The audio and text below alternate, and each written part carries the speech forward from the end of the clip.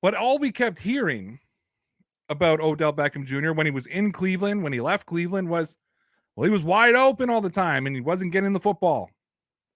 He needed more catches, needed more yards, more touchdowns. That's what we heard. Odell wanted to be a number one wide receiver. Now he's still young. He's in his 20s, so he could still sign a deal next year and try to be a number one wide receiver.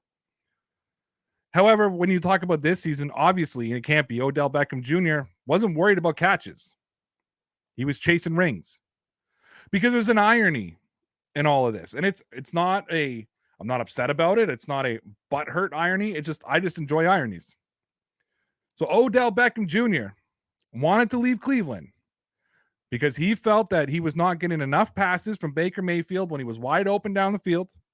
He wanted to be more productive. He was getting tired of not being treated like a number one receiver. They try to trade him. His dad puts out the video. He gets cut.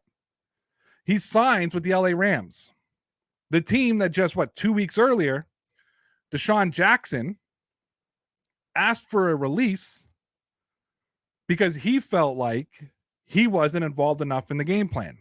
Too many mouths to feed in LA. And now Beckham goes over to LA. So obviously and clearly, Odell Beckham Jr. was ring chasing.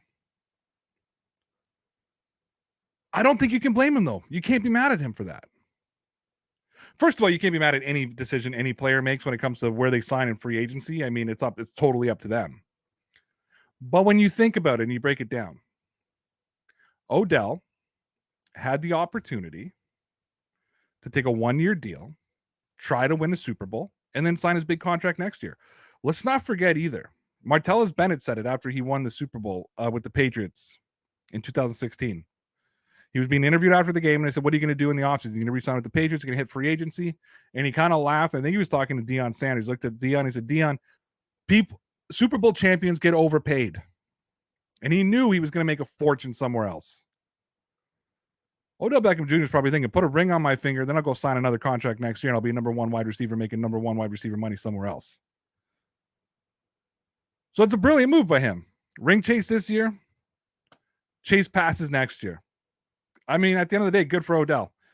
I think that at the end of the day, he made the right decision for himself when you look at all the other options that were in front of him.